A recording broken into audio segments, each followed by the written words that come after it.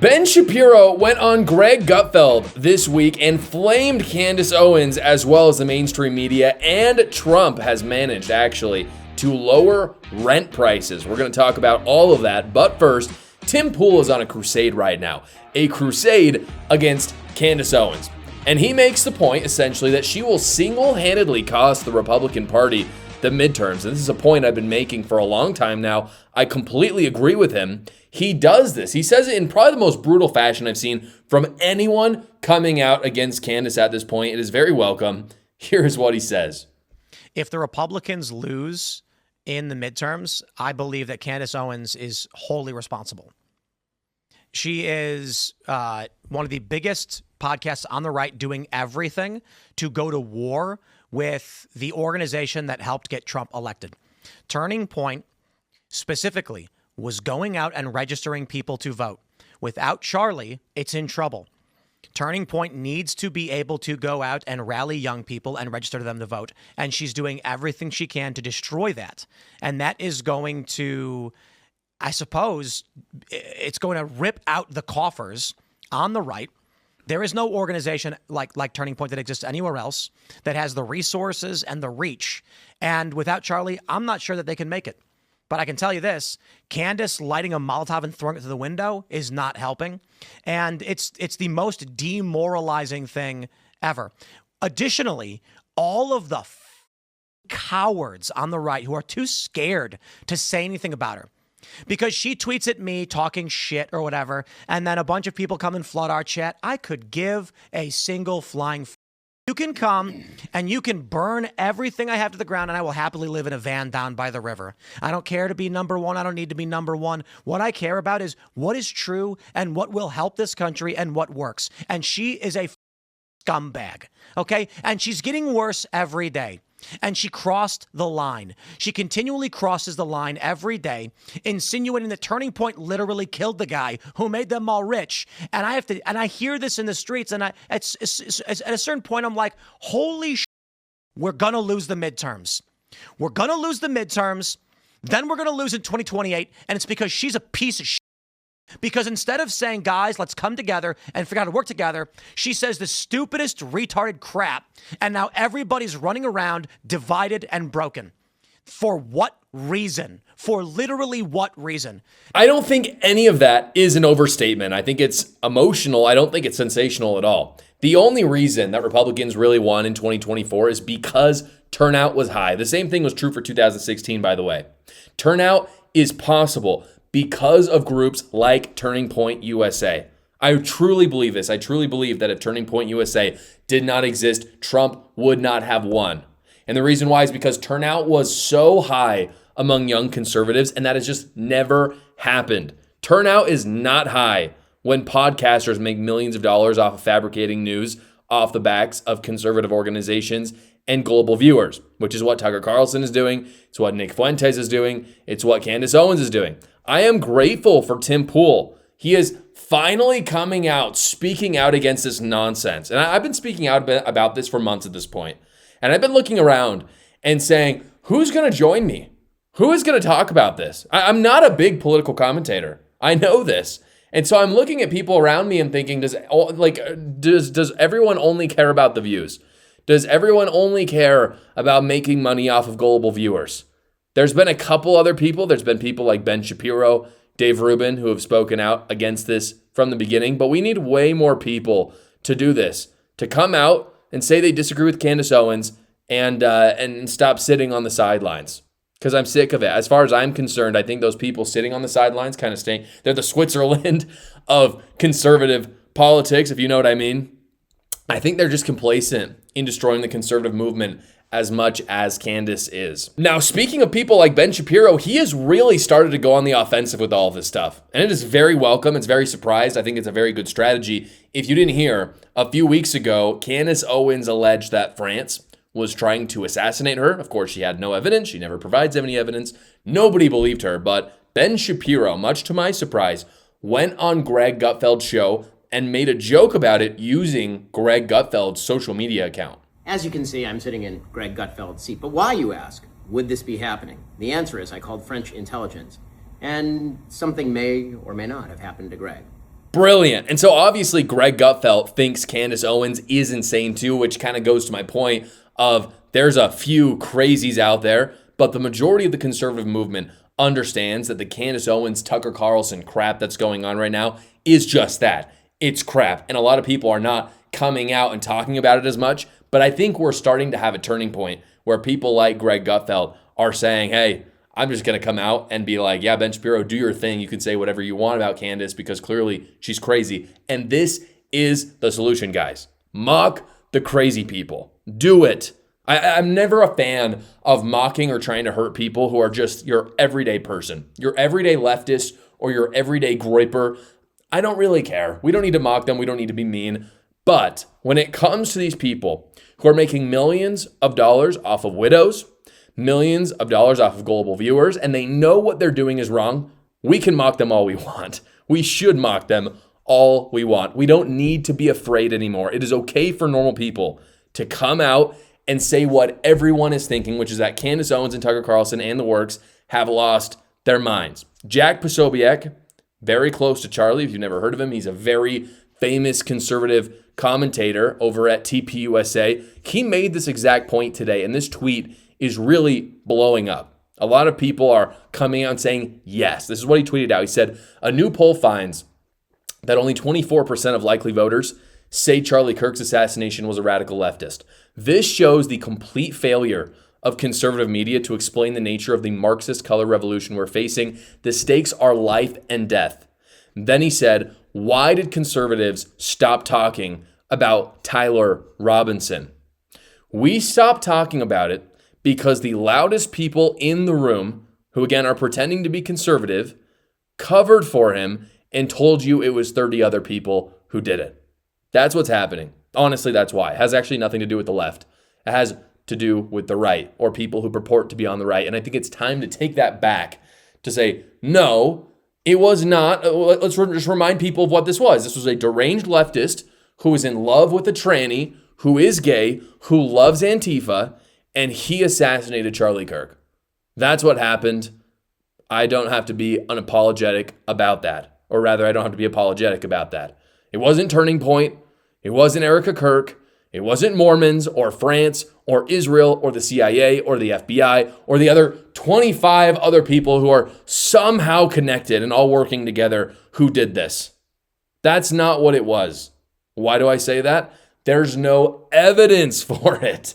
It was a leftist. Before we get back to the show, guys, I want to take a moment to tell you about Noxiderm. Minor cuts and scrapes, they're part of life, but the last thing that you want to deal with is an infection that needs extra care or causes complications, and that's why I use Noxiderm. It's an over-the-counter first aid antiseptic foam that helps protect against infection. That slight sting that you're going to feel upon that first or even second application shows that it is working to help protect minor wounds, and it is also formulated with nitric oxide to support healthier looking skin as it recovers and help reduce the appearance of scars. As a father and as someone who has type 1 diabetes, I use Noxiderm to take care of cuts, scrapes, and minor burns before they become a bigger issue. I actually have mine right here. It's fantastic. I literally pull it out anytime I've got a problem. Go visit shop.noxiderm.com/Josh Carr, guys, and enter the promo code Josh Carr. Again, that's a special offer just for my viewers. Again, that's shop.noxiderm.com/Josh Carr, NOXYDERM. Take care of yourself and your loved ones, guys. Noxiderm is for minor cuts, scrapes, and burns only, not for serious wounds. This product helps reduce bacteria on the skin surface and supports the appearance of skin as it recovers. It is not a substitute for professional medical care. I want to show you what I thought was the best part of the actual interview with Ben Shapiro and Greg Gutfeld. They got into the results of the Tennessee special election, and as I talked about in the show just this last week, the results were good. It was good. The Republicans won. That's awesome. But the margin that they won by was smaller. And so this question of voter turnout has been on everyone's minds, considering that Democrat candidate was a literal socialist, hates America, should not have even gotten close, and yet she did by a little bit more than we thought. Yeah. She yelled at Nashville, and then she won 77% of the vote in Nashville. But what does it say about cities. Like Tyrus brings up New York City. No matter how awful things are and we learn, the cities will still do this. That's exactly right. And this is, the one indicator for Republicans that's a little bit concerning. President Trump brings out low propensity voters. President Trump is not on the ballot next year. And if he's not on the ballot next year, Republicans are going to lose a lot of those low propensity voters to just not showing up. But Democrats are still showing up, even for people who say that they hate the city. So that's kind of a problem for Republicans, and they should keep an eye on it. For sure. This is the fundamental question of 2028, guys. In a post-Trump world where we know he's going to still endorse somebody, but he's not actually going to be running, how do we do with turnout? Because I'll be honest, I'm a little bit scared about this. When people talk about elections, they often are looking at candidates in terms of who is crazier, which if you look at Republicans, they lose the crazy battle every time and they win the normal battle. We see J.D. Vance. We see him up against Gavin Newsom, and we think there's no way J.D. Vance is going to lose because J.D. Vance is well-spoken. He can communicate. His track record is better than Gavin Newsom's. We just think it's a sure thing. It's easy.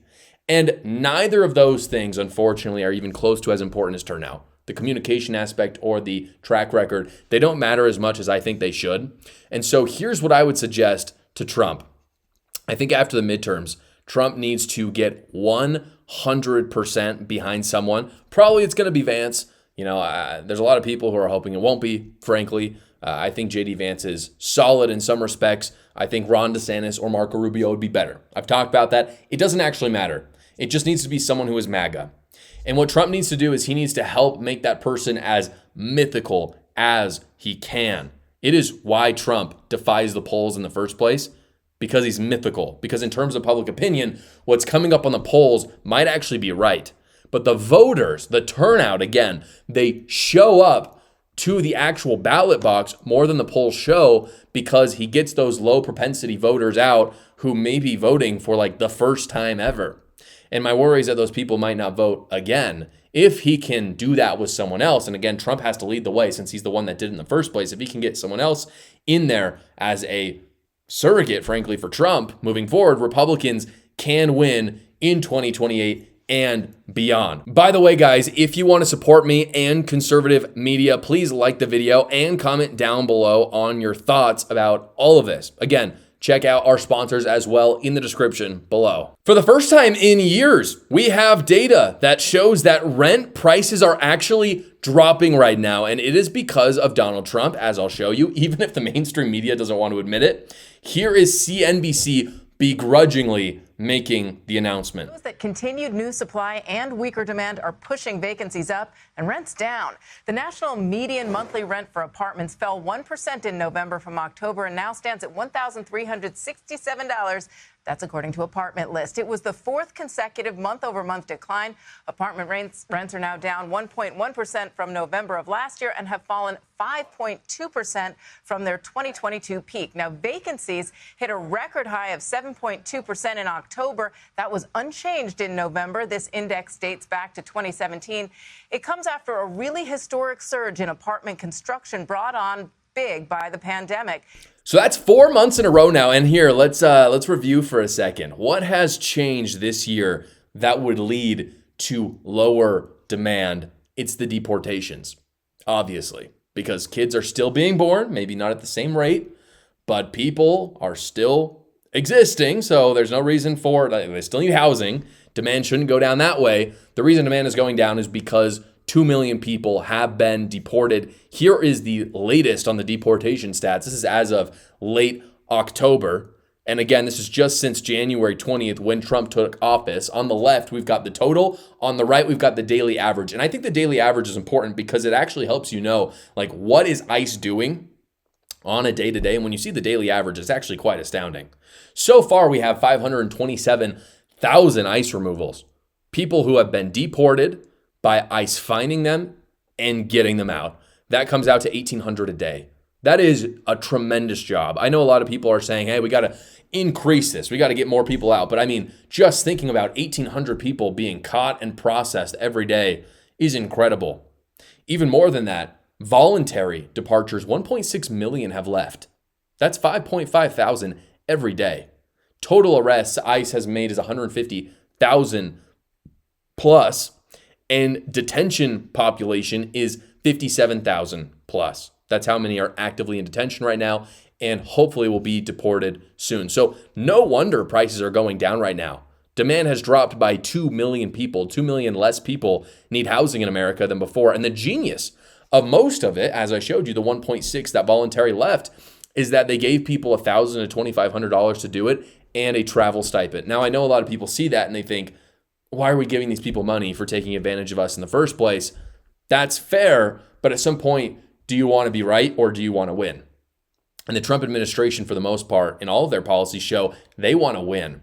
It's not about being right. It's about getting people out of our country. It's just that important when we look at economics and social policy in general. Many people have taken that money because of that smart move. CNBC reported the following on housing prices. They say a slew of new supply is also still making its way through the multifamily housing market. That, coupled with weakening demand, especially from the youngest workers, is pushing vacancies up and rent down. The national median rent for apartments fell 1% in November from October, now stands at $1,367. They then say at the end, this is the most important part, from November to November, we have gone down 5.2% from their 2022 peak. 5% is meaningful. That's a massive, massive decrease in housing prices. So if you want to talk about lowering prices, that's the only way to do it that is not deflationary or going to cause a recession.